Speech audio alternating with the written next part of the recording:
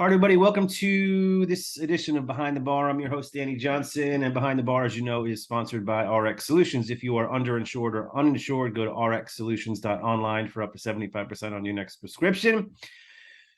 Behind the Bar, we get to know your favorite dry bar comedian. So I have the pleasure of introducing you all to Michelle Miller McNair. Hi. Did I get that right? Yes, I love all my names.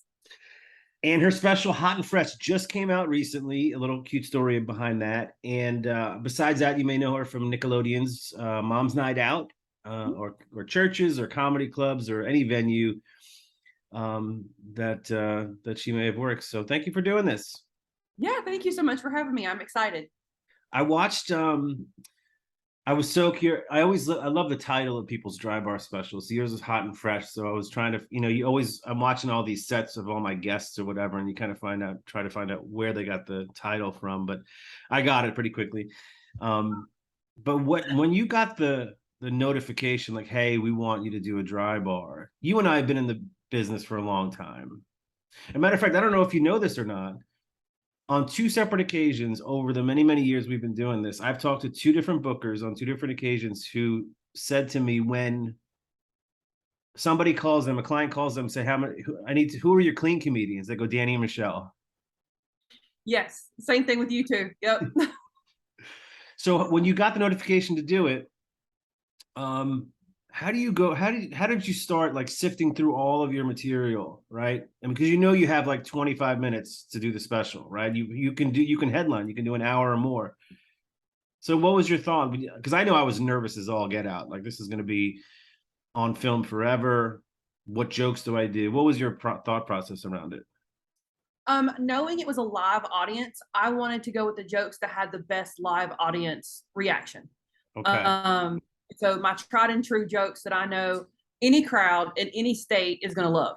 Yeah. And that's kind of how I went. Like I knew with certain jokes, I could say the punchline and then get another laugh with just a facial expression. If I knew I could get one punchline and then 3 or 4 tags in it, I went for that because I wanted to have best laughs per minute as possible. Yeah. And because you're based out of North Carolina, right? I am. Yep. Yeah. And we're filming out in Utah, so you right away with the Southern accent, you kind of separate yourself from the crowd. And you addressed it too during your set, like when you mentioned drawers. I got to go get some drawers. Yeah. And you had to explain that what they were. I noticed that so I think mine was one of the ones that was 40 minutes long, so it was pre the 25-minute specials, and it was pre-COVID, so packed crowd. And I noticed during yours that the tables were a little bit separated. So was this during COVID or just post, or was it like things were just starting to open up? Just barely open up. Back home in North Carolina, nothing was opened up yet.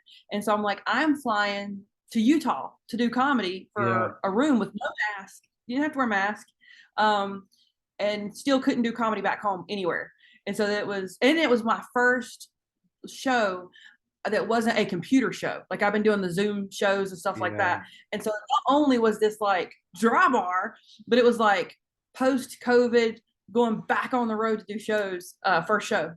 Yeah, because you can see, not only were the tables separated, but there's still some people out there that were still hesitant to kind of go out regardless of the social distancing, right? Yeah, and I think a couple folks did wear a mask inside unless they were drinking. Alcohol, but like drinks and stuff. If they were eating snacks or something, they would have their mask on off and on. But that's still weird because that's a muffled laugh. And if you're used to this level of laughter and even a quarter of the people are wearing a mask, like, you're not getting this time that you're used to having to pause to wait for the laughs to die down. Yeah, I could imagine. I haven't done a show with people wearing masks just by happenstance, I guess. So I can imagine that there was a few others that I've interviewed that had full masked audiences, and they were like, how weird was that when you couldn't see him smile? You couldn't feed off him. Yeah, I couldn't imagine doing that. I would not have wanted to do that.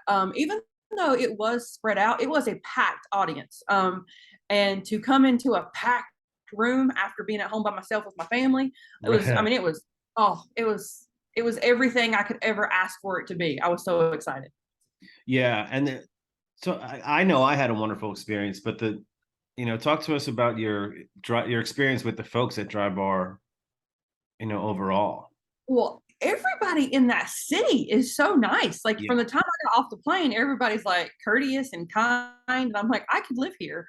Um, and they had an In-N-Out. I'm pretty sure I went to In-N-Out while I was there. So I know you asked me about Dry Bar, but if there's an In-N-Out nearby, Oh that yeah. is going to come up. Everybody was great. Everybody was incredible.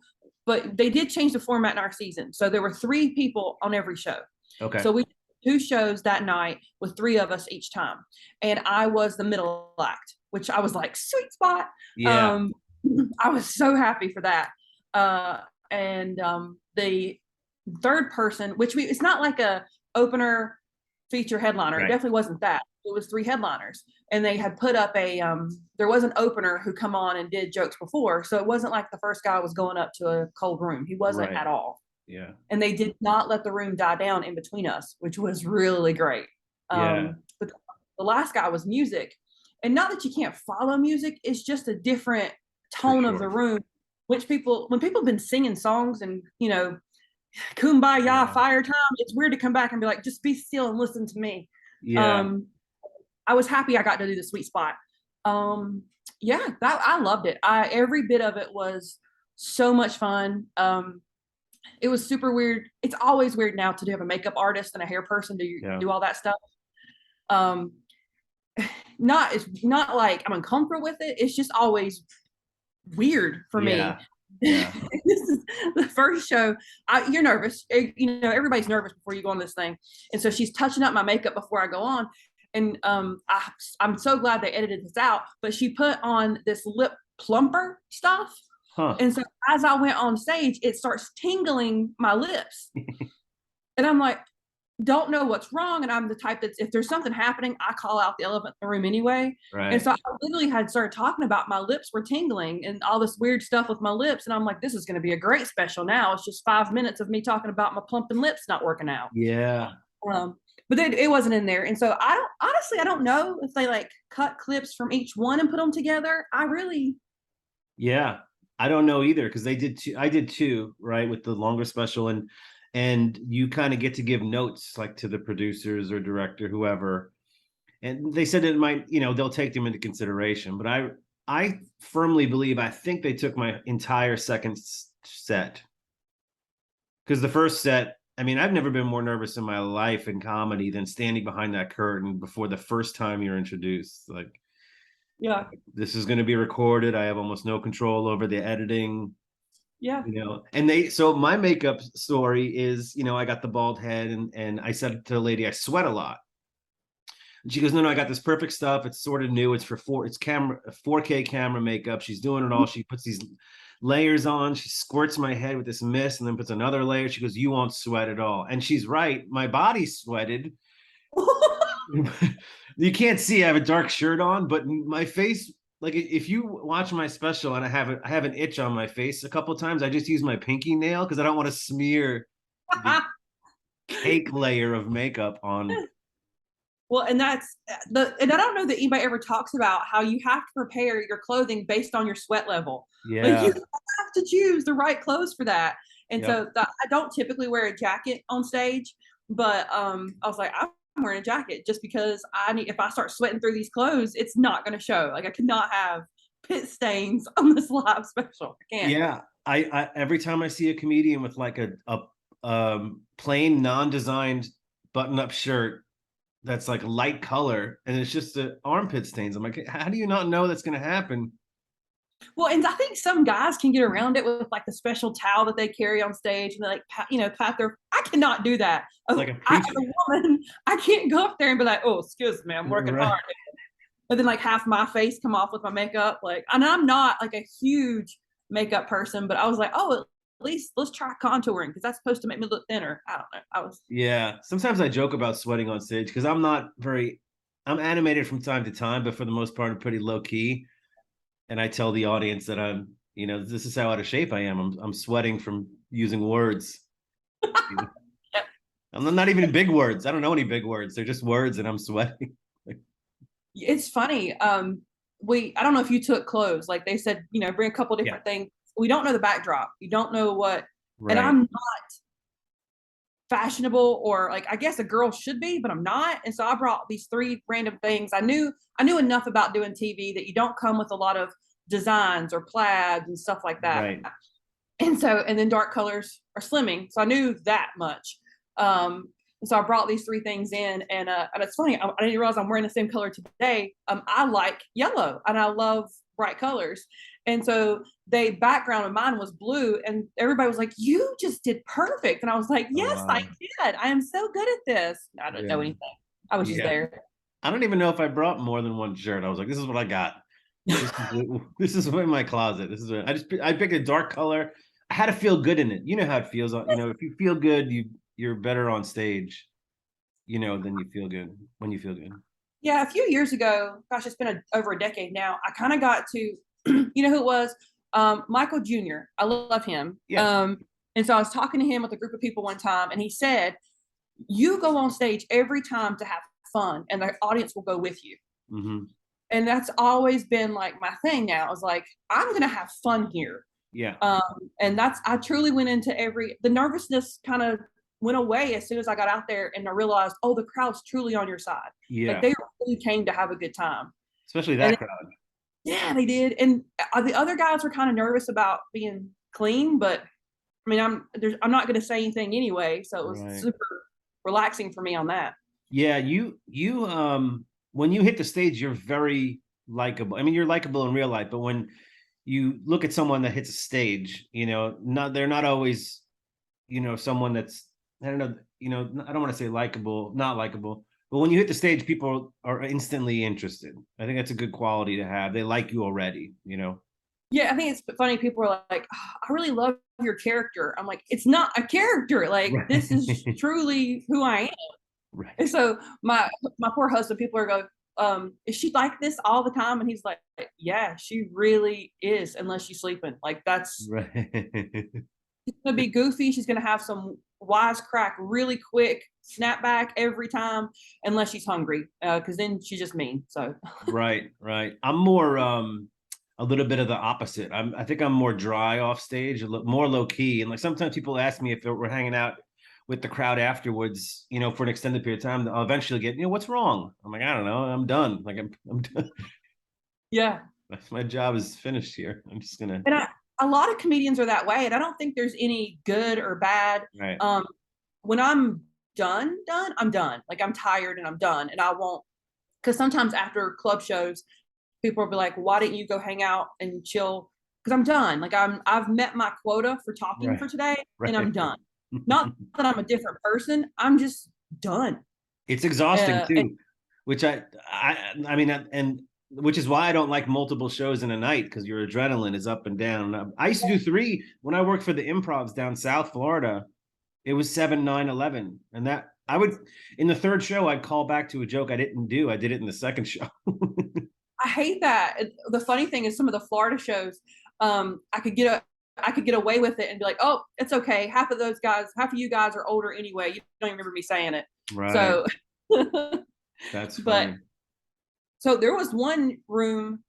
Oh my gosh, they did an early bird special or show. So you do a 4, 7, 9, 11. Like you would do 4 in one day, Wow. and that was a Saturday. And you'd already done 2 the night before. You do 4 on a Saturday and 2 on a Sunday. It's exhausting. Very exhausting. And even the dry bar that night, I was already like from the first. So, and in no way am I prideful. I'm so humbled that I even get to do this. But my first set got a standing ovation, and so I was like, "Oh, I'm riding high. This is Right. not gonna, I guess we're not gonna be any better than this kind of thing." And then I thought, that's the one they'll use, so I can just have fun second show. Like I Right. don't know where that mentality came from, but that's where it was of like, I'm not nervous anymore. I'm just gonna go have fun because they had a solid set last show. And so that's why I don't know if they just pulled parts and pieces from each one Hmm. or what, but it was just such a good experience and a great crowd. And I loved it. I loved even being in Utah. I had to buy a winter jacket to go because it was I filmed in January and I don't own a winter jacket. I live in Florida. I don't own one. But it was beautiful. That downtown area surrounded by mountains. I just walked it, because I got there the night before, so I got there on a Friday, and so I got to watch it be filmed for two other comedians, which was a big icebreaker for me, to see how the production is and how the flow goes, so that when I came back Saturday, it was a little bit more comfortable, I guess. Yeah, did they start you upstairs with the makeup, and then you had to go down the stairs and they filmed you? Yes. So I started upstairs with the makeup, and then they gave us like a green room balcony. Yeah. And then it's really great, but the choices of food were like an Indian place, some Chinese food, or some sandwiches. Right. And the show, I'm like, I don't know, how am I going to be depressed afterwards and need to have a whole buffet? Like, I don't know. Right. I was literally having like, do I want this type of food? It was great. They got us food, but at the same time, I was stressing about what to get after. Cause I'm like, if I'm depressed, I probably should not have food. Right. But yeah. And then when they did the filming, I don't love filming commercial stuff. Like, I hate that. And I hate photography. The tip that you're talking about, doing the filming of the asking for a tip. Yes, that was so weird. Yeah. And then wanting to take random photos, which I totally get. I've done few things to know that that's what they got to do. And I will say, because I was so me, like I just was having fun and goofing around with the camera guy. And so I would make jokes with the camera guy or the lady who was doing the stuff. And it just became like this natural, fun thing for them. Yeah. And so I was trying not to waste their time, but I wanted to have a good time doing that too. Yeah. And so that was fun. I watched it. I watched your tip commercial. It was great. It was mine was terrible. Like, I didn't know what to say or do or sit in the chair and like, give me money. Like, so bizarre. Well, and that was the one of the guys, I don't remember their names. That's horrible that I don't remember. Was like wanting to see the photos as the people were taking it to make sure it looked good, and was like, do it again. And I was just like, no, like the longer you stay there and question it, the more nervous you get, and the more awkward you smile. Like, the more you take pictures, the more awkward it gets. Yeah. How let's switch gears a little bit from the dry bar. We'll come back to that because I have a list of some of my favorite jokes of yours. How was your experience on the Nickelodeon Mom's Night Out? That was a couple of years ago or years ago, but that's a big deal. Yeah, Nick Mom was amazing. It was my first ever TV event, and it was so much fun. It was probably more nerve-wracking than dry bar, just because I couldn't say certain things on camera. And you have to submit them your whole set verbatim before you go on. Oh, wow. And because I am so, I don't say I do crowd work, but if it takes me somewhere, I'm going with it. And sometimes things come out of my mouth that I don't mean to come out. Right. With that type of television, you can't. Like, you had to have it submitted, you had to have their edits, and you had to say exactly what they said. And they even put your set up on a screen for you could see it, so you didn't say something you shouldn't. Oh, wow. Yeah, and then one of the things I said was chapstick, and so it was a live studio audience, which was super fun. And I don't wear a ton of heels, but they made me bring 3 outfits, and then they chose all the accessories to go with it. Like, there was a whole wardrobe department for that. Okay. They put all the fake eyelashes on and everything. That was interesting. I was like, you don't know what you're doing. To me, Caroline Ray who hosted it. Yes. Yeah, it was. Yes, and she's so sweet, even behind. Like, when she come up afterwards and she's like, "You're very funny," and I was like, "Oh my gosh, thank you." My friend, but she's never talked to me since. But it was great. They just made you go back out and then redo those jokes, which was really awkward but funny. With the crowd there. Yes, it was it was not live. I mean, it was live, but there were edits. And so I did 2 jokes that actually had a name brand in it that I didn't know was a name brand. Oh. And so they're like, I mean, I did this whole killer joke, walked off stage, they filmed that, and they go, all right, cut tape. Michelle, we're going to need to come back out and start at this line and then re-deliver the joke. But so there's no more setup. Like, it's a quiet audience. You just walk back out to the stage and you do that one joke again. And so I Wow. was trying to, like, as they're resetting cameras and going back to the point and stuff like that, I would say stuff to the audience to try to get them back on track with me. Like I would like, you just never heard this joke before, so you guys better do really good. Just trying Wow. to get them. Yeah, and there were two of them that I did that they made me say it again, and then I think I said it different or something, and then they like talked the background like, can she say it that way? And Right. my show, like there's nothing in it that's, Yeah. but because it could be misconstrued as a brand, they talked about it and they're like, okay, you're good. Go back off stage. Jeez. So that was a lot more, that was more nerve wracking than Dry Bar. And I think you would think, because when I pulled it up on YouTube, it's like a 7-minute set, which is longer than a typical TV spot. So you would think they would let you do 7 and then just edit it down to 5 so you don't have to go out and do the same joke over again. You know what I mean?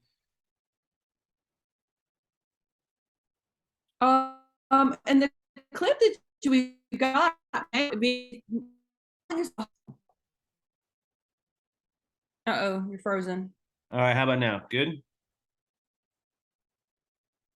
Yeah, am I good? Oh yeah, you're good. What I meant was, like, you would think Okay, good. you got me? Yeah. Okay, cool. I was like, but you would think as a TV show, they would like tell you to do 7 minutes and then they'd edit it themselves down to 5 to what fit. To make you go back out to like retell a joke is just awkward. It was very awkward, and I did it twice. And then it was crazy, but I'm silly in anyway, and so Yeah. folks would laugh as I walked out and stuff like that. So Did they last question about that. So they did the audience like fake laugh again? Well, not again, the fake laugh for the first time? Like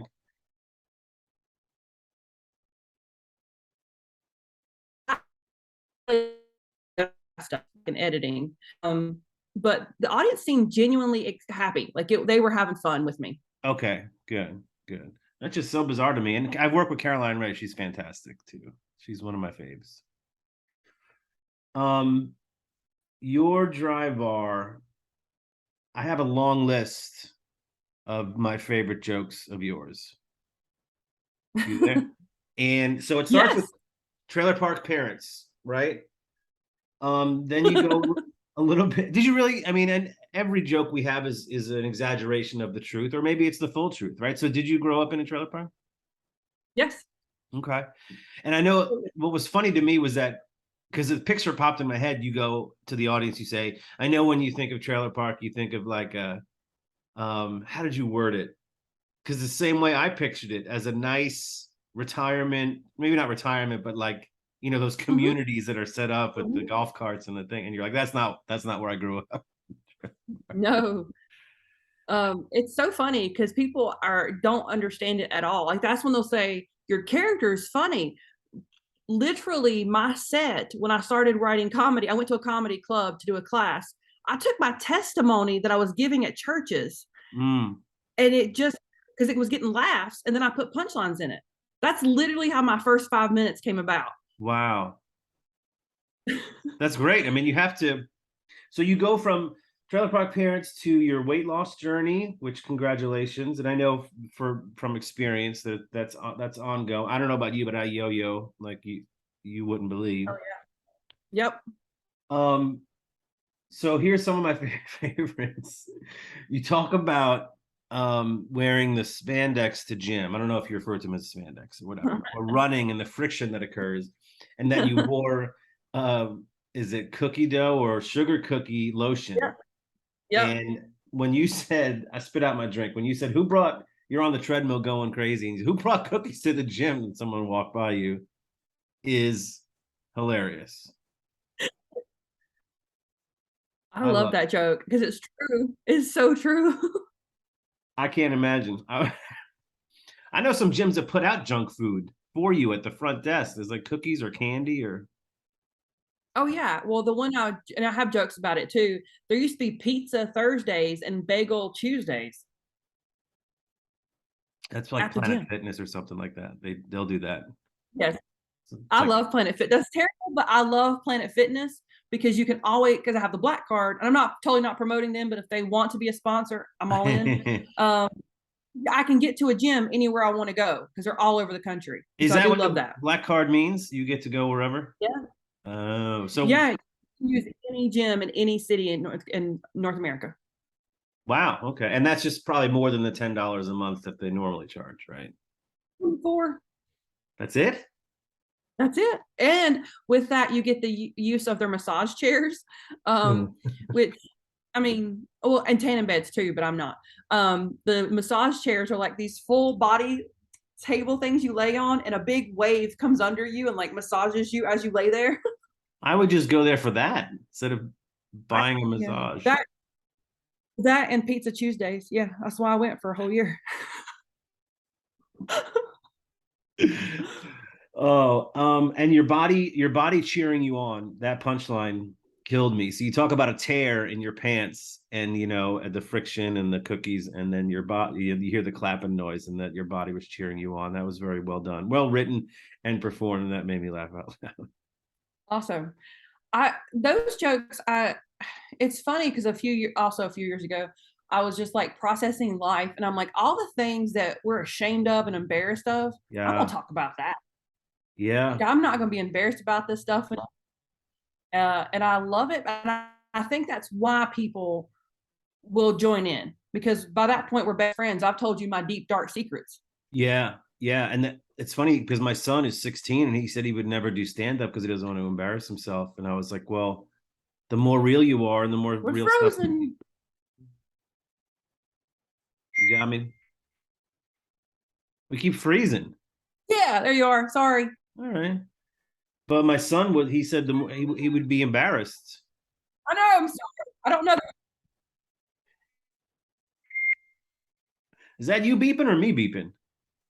There. I'm sorry. It's my. I have a Mac, and so like my text messages are coming through my computer. I'm sorry. No, that's fine. That's fine. That they're it's probably This spam is text probably where message. you should figure out how to edit these. I know, right? I will. I will. Maybe probably I probably won't. I'm I'm publishing it just kidding. tomorrow. I And don't then care. my It's my final joke of yours that I really resonated with was when you were homeschooling your kids and you said you were doing fine with math until it got letters in it. I think that's so well explained because I had the same it's experience. well, and now my kids are in school, and the son is the one. I mean, I love my daughter, but she's a me made over, so we're still figuring out math together. My son, however, is like college level classes in high school, Yeah. and everything comes so natural to him. Don't even ask me questions. And he doesn't anymore. He'll just come in and be like, I need to talk to dad about school. And I'm like, okay. Yeah. Yeah, as soon as I don't, and then there was Common Core for a little bit down here in the South, and it was extra steps, and um, now he still does online school, but like I'm not. I mean, I go, son, you have a ton. The resources you have on the internet are far beyond anything in my head. Google, whatever you had to just read through it again. But when math got letters, gosh, I wish I would have thought of that line. That's so funny. When math got letters, that's when I had to bow out. It was awful. I was like, I love homeschooling. I know that everybody thinks that's crazy, but for the first, 5 years, no, 10 years of my kid's life, they were on the road with me doing comedy and doing school. Wow. And so, I mean, I started comedy when my son was a year old, and I actually had my daughter while full-time comedian. Huh. I can't. I would never. Homeschool to me is just. I don't know. I would condense down the class into like one day. You know what I mean? Like, here's what happened in history. Just one day, knock out the whole year. Well, Florida homeschool requirements are so easy. Like, you don't have to do hardly anything to be like, just be, because when we live there, they're like, oh, just make sure you do these few things every year and you're fine. Yeah. It's totally different in different states. And so Florida, they're like, are your kids eating and learning something? As long Right. as you say, yeah, they're like, cool. Just put him on the phone and let me hear him breathing. Is he breathing? Okay. He's passing ninth grade. Well, Well, look. and then North Carolina is so different. They make you name your homeschool school of your house. So whatever you name your school of your home, when your kid graduates, that's the school that they graduate from. Oh man, I didn't know that. Yeah, so you got whenever you name your school. Yeah, I could get in some trouble. Look, so I won't keep you much longer, but a couple things. So part of the reason I do this podcast is for selfish reasons, right? As you and I have progressed in our comedy careers, much like many of my other guests, we used to be able to work together, and we have, and then we start headlining the same venues, so we never get to talk. So besides thanking you for being on the this podcast, it's really cool to kind of catch up to someone who headlines the same venues essentially, and then we never get to see each other. So that's one of my selfish reasons for doing the podcast. So thank you. Yeah, I love it. I love your selfish reason. Um, it's I was looking for your website. It's thefunnylady.com, right? Yeah. Okay. That funny lady. It's most, you get people that have their name and stuff like that, but I was like, where is her web? The Funny Lady. I checked it out. It's very cool. So people can find you at thefunnylady.com. And then all your social media is Michelle Miller McNair. No, it's super easy. Twitter, Instagram, TikTok. I'm on TikTok. Are all Michelle joined. Comic. Michelle Comic? And Michelle Comic. Okay. And then That Funny Lady. Like that's it. That Funny Lady or Michelle Comic, and that's how you find me. I just joined TikTok and I don't understand it. I've done 2 posts, none of which were funny. They were both announcing dates that I had, and I just used it to kind of post on my other social media. So I don't know what I'm doing on. I'll figure out TikTok. I'll get my son to help me, I guess. Well, I got a TikTok account to spy on my kids. That's exactly why I have a TikTok account. And then I was like, I'm just going to share the stupid stuff that we do, because people always ask what my family's like at home. And so it's just funny because like last month I posted, there's this game I do, where I'll get to the car before everybody and I lock all the doors and everybody has to dance to get in the car. Right. And so I recorded my son and my daughter, not son, my husband and my daughters trying to dance in a parking lot to let them in the doors. And so I thought it was silly because it's something we do. It's got like 400,000 views now and like 12,000 likes. And I'm like, okay, that's my face on TikTok, is me harassing my family. Yeah. So. That's amazing and that's interesting because the 2 posts that I've done were just literally me walking my dog, announcing my tour dates coming up, and just being silly, just real quick. And then it has like 400 likes or something. I was like, I don't get 400 likes on Facebook or Instagram for something funny I did. I know. It's nothing like everything I've seen of like, if you set up this whole elaborate thing and try to be funny, it doesn't get anything. Yeah. But if it's just you being silly or yourself, it seems like that gets more than anything. So you know what I should probably do, and this would be an interesting social experiment, is just do the most boring things, like make a sandwich on TikTok and just see, like tie my shoes. Yeah, everybody's eating on TikTok. Everybody is like eating and telling you something. Like everybody, that's what everybody's doing. And I can't do that. Like I don't know if that's like a, I don't know, fat shame thing for me or what, but I can't eat and talk to people. That's just weird. Like the whole time I'm recording it, I'm thinking, this is lettuce going in my mouth while I'm talking to you. I'm totally gonna do it now. You'll probably blow up. Like that's your ticket to TikTok. You got to eat some ribs. That's what you do. I'd like to thank Michelle Miller McNair for the idea of me eating on TikTok. Eating online, but that's what they do. Or people will show like what their food is for the day. Like this is all I ate in a day. I'm like, I just have 4 raisins, some grass I picked from the front yard, and a smoothie. So that's all I have. When I don't understand why I get and I know there's an algorithm and people are going to try to explain this to me, but I don't understand why I get the things on my For You page that I get. Right. Like, I don't, and then it's terrible because I'm like, I just watched 2 court trials live and then 3 puppies running into a door. Like, what is that? But I enjoyed it. Right. You enjoy people getting convicted or hurt.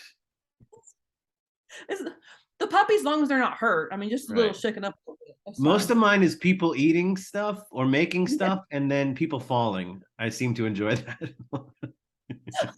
Oh, this is so terrible. One of my favorites is people cleaning really dirty rugs. Yeah, Like yeah, rugs. And my husband's like, why is that so relaxing? I was like, maybe because I don't clean my own. I don't know. But yeah. Or power washing or doing someone's yard that hasn't been done in a long time. Yeah. that has to be an adult thing. Like that has to be. Yeah, my son's not watching that, right? My 16-year-old's not watching that.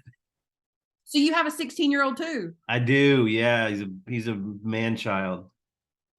Yeah. Is he driving? He has a permit, that's it. Okay. So So he was oh, very hesitant to get, he didn't want to drive for the longest time. He could have had his permit earlier when he first turned 16, but now, now he's interested and he's got it. So we're going to start practicing driving. yeah, mine is driving on his own. That's a Oh, whole nother level of worry. Life 360. Life 360 is a lifesaver. I am Mhm. promoting all kinds of stuff on this thing. Life 360, if you want to sponsor me, I'm totally using it every day. Right. Planet Fitness and Life 360. Sponsors. Do you know what Life 360 is? It's just a tracker, right? Yes, but also tell you how fast they're going. Mm. But it totally backfires because if I speed, he will text me and be like, "Don't you need to slow down, mom?" Oh, so they can look at what you do. Yeah. Can you turn that off? Yeah. So I don't want him Yep. to see me. I want to see him. That has that, and then I don't know what you got. So my son is also 6'1", Oh boy. so he is like a man. Like he literally looks like a man. Yeah. Um, I, speaking of homeschool and all that stuff, I needed him to know two things. I feel like I'm a good parent for two things. He can write his name in cursive and he can drive a stick shift. So I feel like I've done my job as a Yeah. parent. A stick shift, especially. That's I learned on a stick shift.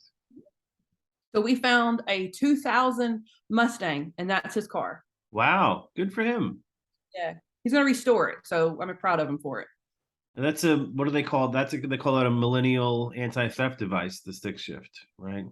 It's so funny. All the kids who are like, "Can you teach me how to drive?" I'm like, "He's not." He's like, "No, you're not blowing out my clutch because he's paying for the stuff to get fixed on it. Like he's got Yeah. to do work." And he's like, "No, you're not driving my car." Funny story about stick shift. So my roommate in college and I were standing outside of this sports bar. It was pouring rain. It's in Tampa, Florida. I went to USF in Tampa, and a bunch of good-looking girls came out, and it was just pouring rain. None of us had umbrellas, and my roommate's like turns to them and goes, "Hey, do you want me to run out and get your car, pull it up?" Thinking that's his end to kind of meet these women.